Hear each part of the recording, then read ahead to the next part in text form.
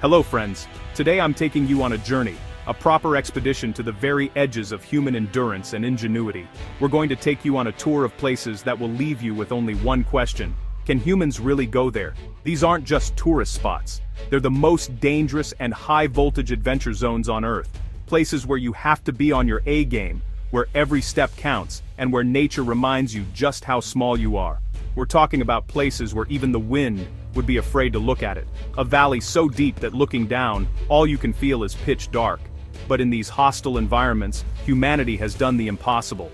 Humans carved mountains to build temples, hung houses across clouds, and carved paths on rocks so rocky that your feet will automatically apply the brakes. It's a testament to our spirit, our drive to conquer the unconquerable. The most dangerous places are always those caught between beauty and fear. They lure you in with their incredible vistas, but one wrong move, and they can take everything. That's the knife edge we'll be walking today. So get ready, friends, because in the next few minutes, we're going to take you to places where there's fear, mystery, and thrills at their peak. You'll need a head for heights and a heart full of courage for this one. We're going to push the limits and explore the raw, untamed power of our planet and the incredible structures built within it. Let's begin this exciting journey. Our first stop is a place that looks like paradise but hides a sinister secret. This is Gulangyu Island, off the coast of China. From a distance, it's all colonial architecture and beautiful beaches, a real picture postcard. But don't let its charm fool you. This place has earned the nickname Ghost Island for a reason. Its beauty is a mask, a clever piece of camouflage that conceals a raw, unpredictable nature that can turn on you in an instant. The island's history is steeped in mystery. Once a bustling international settlement, now many of its grand buildings lie empty, giving it an eerie, abandoned feel, especially when the fog rolls in. You can almost feel the ghosts of the past walking these empty streets. It's this atmosphere that first puts you on edge. You feel watched, a stranger in a place that has seen empires rise and fall. The silence is heavy, broken only by the sound of the wind whistling through deserted colonial mansions. The real danger here, though, isn't spirits, it's the sea and the sky. The weather can change in the blink of an eye. One minute you're enjoying the calm lapping waves, the next a violent squall can whip up out of nowhere. The sea, your only way on or off this rock, becomes a raging monster. The currents around Gulangyu are notoriously treacherous, capable of smashing a boat against the rocks or pulling an unsuspecting swimmer out into the open ocean. When a storm hits, the island transforms. The serene pathways become slick with rain, and the wind howls like a banshee. Getting caught out in the open here is a serious survival situation. You're isolated, cut off from the mainland, with the full force of the South China Sea battering the coastline. It's a stark reminder that even the most beautiful places demand our respect. Nature always has the final say. This island teaches you a crucial survival lesson. Always be prepared for the unexpected. You have to read the signs, the change in the wind, the color of the sky, the behavior of the sea. Complacency is your biggest enemy here. Gulangyu is a high-stakes environment where a tranquil day can descend into a fight for survival. It's a beautiful trap, and you have to be switched on to avoid getting caught. Next, we're heading to a place of immense spiritual power and physical challenge, Mount Tai in China. This isn't just a mountain, it's one of the 5 great mountains of Taoism, a pilgrimage site for emperors and commoners for thousands of years. They say climbing it is like walking from the mortal world into the heavens. But let me tell you, the path to heaven is a brutal, leg-burning ascent that will test every fiber of your being. The journey to the summit is a relentless climb up thousands of stone steps. We're talking about a near-vertical staircase carved directly into the mountain's spine. Some sections are so steep it feels like you're climbing a ladder, not a path. Looking down is a massive mistake. The drop is dizzying, and a single misstep could be your last. The sheer scale of it is hard to comprehend, step after step, with the world falling away beneath you. This climb is as much a mental battle as a physical one. As your legs start to burn, and your lungs scream for air, your mind starts playing tricks on you. It tells you to stop, to turn back. You have to dig deep, find that inner resolve to keep putting one foot in front of the other. The weather can be your enemy here too. Mist can roll in. making the stone steps slippery and treacherous, reducing visibility to just a few feet. The higher you climb, the more the mountain seems to test you. You pass through archways, with names like the Gateway to Heaven, and it really feels like you're entering another realm. The air gets thinner, colder. You can feel the weight of history here, the millions of souls who have made this same, arduous journey. It's a humbling experience, pushing your body to its absolute limit while surrounded by such ancient power. Reaching the summit is a moment of pure exhilaration. You stand above the clouds, looking out at a sea of peaks, and you understand why this place is so sacred. You've earned this view. Mount Tai isn't just about conquering a peak, it's about conquering yourself. It strips you down, tests your endurance, and ultimately, rewards you with a profound sense of achievement. But the danger is ever present, a constant reminder that the heavens don't give up their secrets easily. Prepare yourselves, because we're now venturing into the Wudong Mountains, a place where ancient monasteries cling to cliffs like eagles' nests. This landscape is straight out of a legend, with towering peaks shrouded in mist. But to navigate this place, you need the balance of a gymnast and nerves of steel. The paths here are not for the faint of heart. They are carved into sheer rock faces, with nothing but a rusty chain between you and a 1,000-foot drop.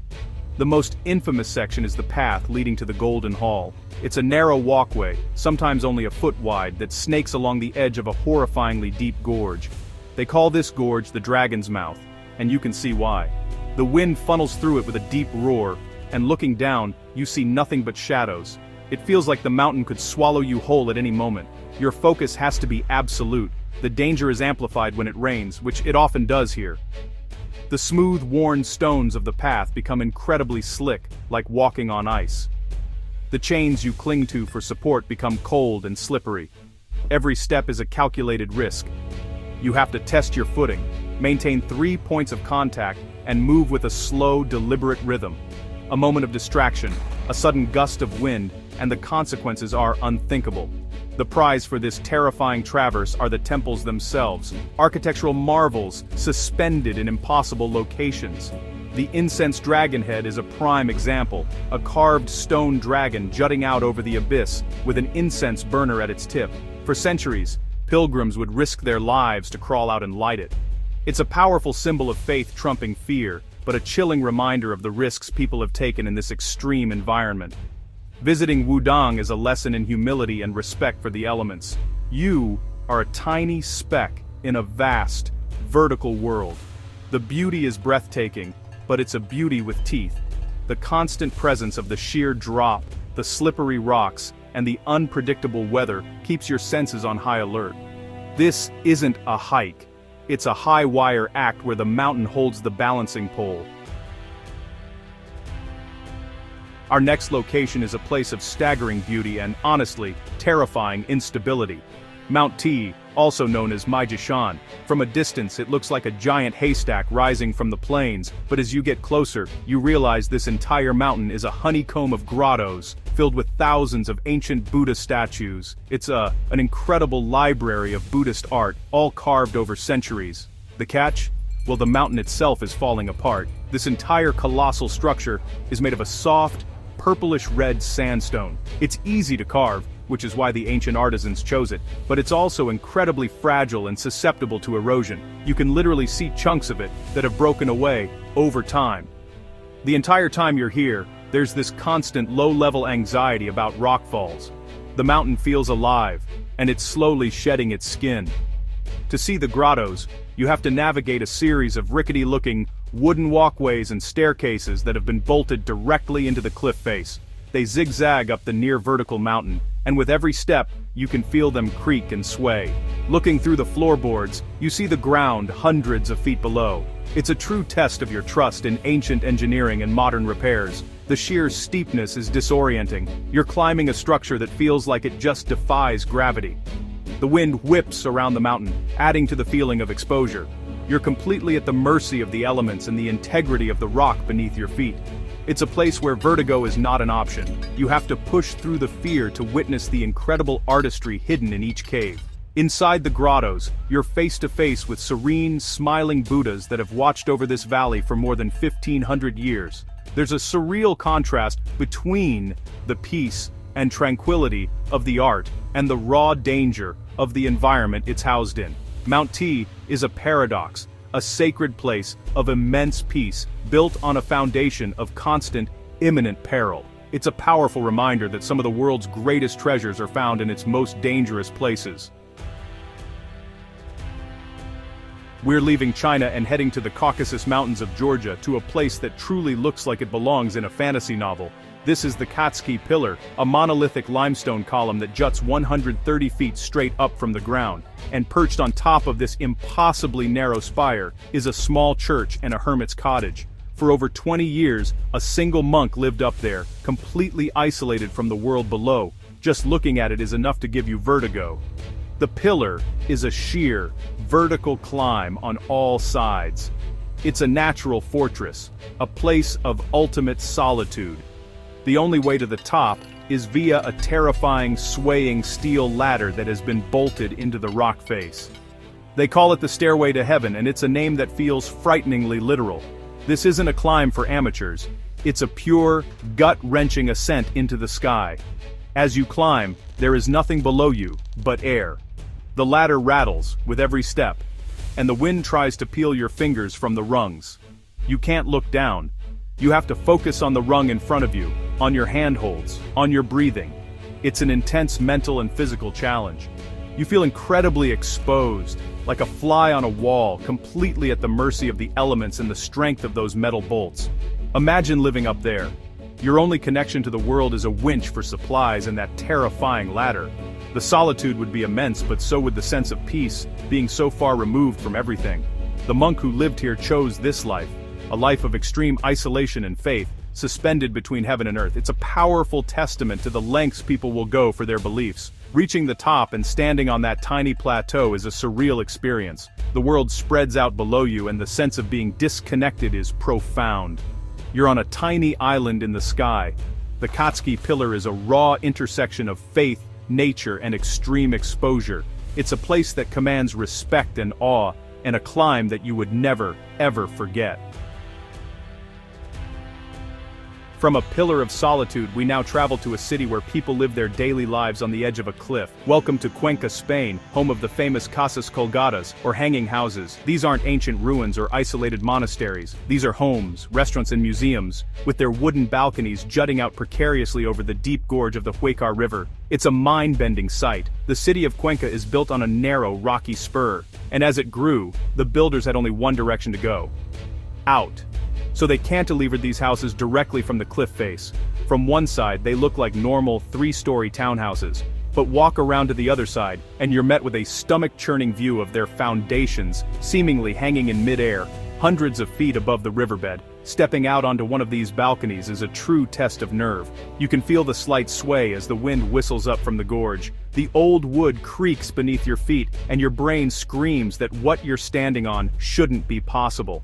Looking straight down is an exercise in vertigo control. You see the river snaking far below, and the sheer drop is both terrifying and exhilarating. Imagine waking up every morning, having your coffee on a balcony suspended over a chasm. For the people who live and work here, this extreme exposure is just a part of daily life. But for a visitor, it's a constant visceral reminder of the precipice you're on. It redefines the idea of a room with a view. Here, the view is everything, and it's one of heart-pounding intensity. The Casas Colgadas are a stunning example of human adaptation and architectural audacity. They represent a fearless approach to construction, a willingness to embrace the vertical world and make it home. It's one thing to visit a dangerous place, but it's another thing entirely to live in one. These hanging houses are a living, breathing monument to human courage and, let's be honest, a touch of madness. We're heading back to China for one of the most unbelievable structures you will ever see. This is the Hanging Monastery of Hengshan.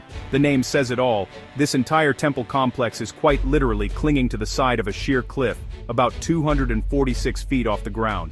It looks like it was built by magic, a delicate architectural model glued to a rock face. But this is real, and it has withstood the elements for over 1,500 years. The first question that comes to your mind is, how? How is it still standing? The monastery is built on a clever system of oak crossbeams set into holes chiseled into the cliff. But what really sends a shiver down your spine are the thin, spindly-looking wooden poles that seem to be holding the whole thing up from below. You look at them, and you think, there's no way that's strong enough. The engineers will tell you the poles are secondary, that the real support is in the cliff.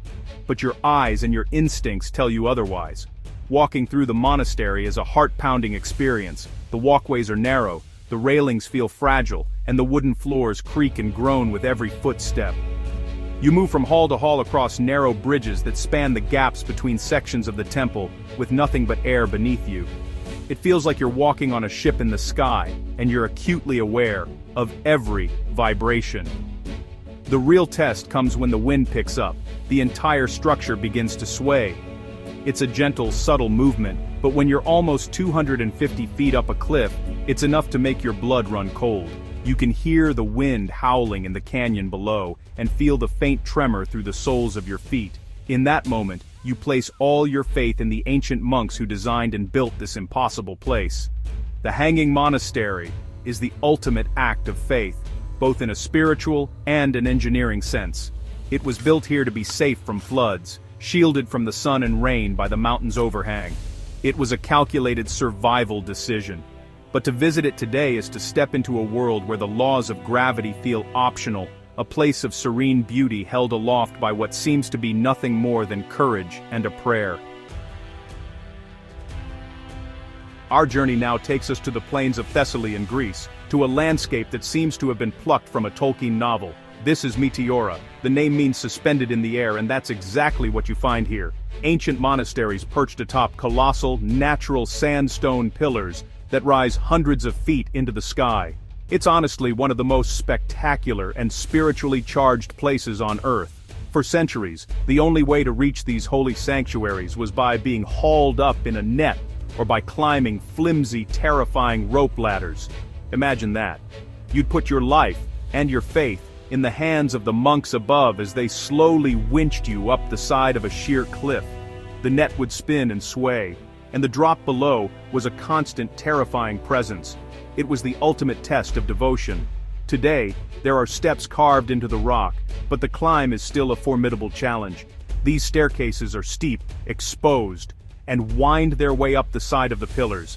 As you ascend, the world falls away, and you begin to get a sense of the incredible isolation the monks sought. You're leaving the terrestrial world behind and entering a realm of stone and sky. Once you reach the top, the feeling is indescribable. You are on an island in the heavens. The views are panoramic and absolutely breathtaking, with the other floating monasteries visible on their own pillars across the valley.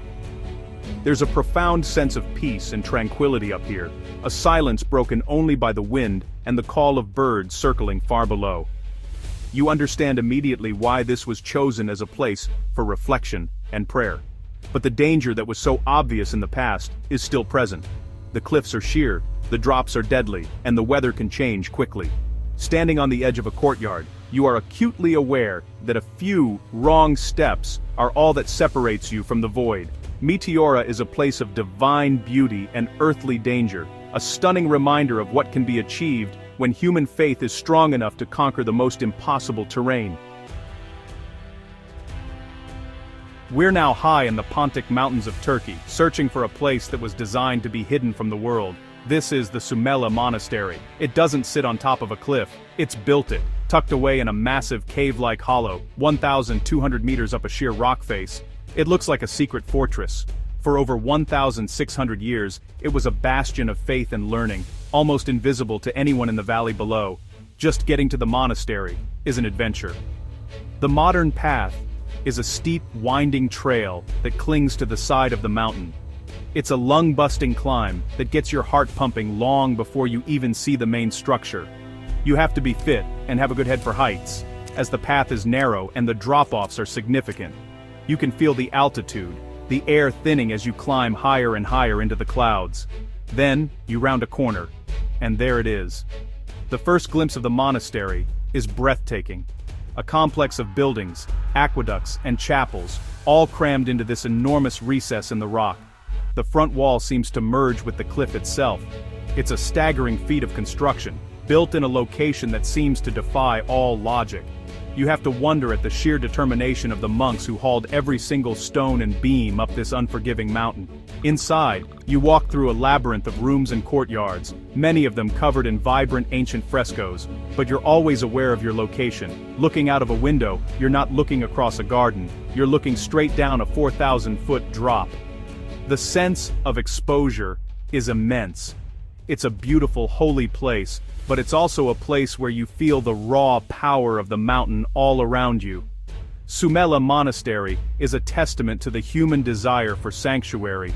The monks who built it weren't seeking thrills, they were seeking a safe haven, a place where they could practice their faith undisturbed. They chose one of the most inaccessible spots they could find and turned it into a place of beauty and peace.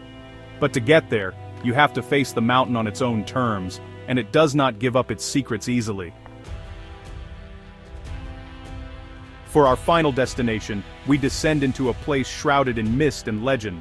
This is Wangxian Valley in China, a place that feels like it's been lifted straight from a traditional inkwash painting. It's a deep, narrow gorge with houses and temples that seem to be suspended from the sides of the cliffs, connected by winding paths and precarious bridges. It's often called the Valley of the Immortals, and it's easy to see why.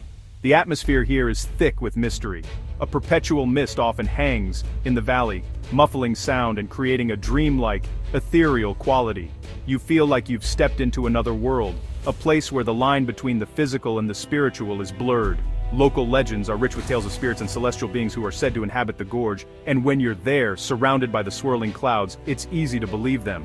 Navigating this valley requires constant vigilance. The stone paths are ancient, worn smooth by centuries of foot traffic and often damp from the mist, making them incredibly slippery. You have to watch every single step. The walkways are carved right into the rock with sheer drops just inches away. Crossing the narrow suspension bridges that span the chasm is a nerve-wracking experience as they sway with every step and every gust of wind. The houses themselves are an incredible sight, built on stilts and platforms that jut out from the vertical rock. It begs the question of how people live day to day in such a challenging environment. Life here is a vertical existence, a constant negotiation with gravity. It's a world of stairs, ladders, and narrow ledges, a place that demands physical fitness and a complete lack of fear of heights. Wangxian Valley is more than just a dangerous place. It's an experience that engages all your senses. You hear the echo of waterfalls, feel the cool mist on your skin, and see a landscape of impossible beauty. But beneath it all is a current of danger, the slippery paths, the sheer drops, the feeling of being in a place ruled by nature and ancient stories. It's the perfect embodiment of beauty and fear, a fitting end to our journey to the edge. And there you have it. From the ghost island of Gulangyu to the whispering mists of Wangxian Valley, we've journeyed to the absolute limits of where humans dare to build, climb, and live. These places are a powerful testament to our species' incredible spirit. They show that with enough courage, faith, and sheer determination, we can carve out a home even in the most hostile and unforgiving corners of our planet. These are more than just destinations. They are challenges that push us to our physical and mental breaking points. Each location taught us something different, the importance of respecting the weather, the power of faith to overcome fear, and the sheer audacity of human engineering. They remind us that the world is still full of wild, untamed places that demand our full attention and respect. The thrill of adventure isn't just about the adrenaline, it's about connecting with that raw, primal energy and discovering what you're truly capable of when you're pushed to the edge. I hope this journey has sparked that fire of adventure in you. If you enjoyed this mysterious journey around the world, be sure to like the video and subscribe for more such strange, dangerous, and mind-blowing journeys. Let us know in the comments which of these places you dare to visit. Until next time, stay curious, stay brave, and never stop exploring.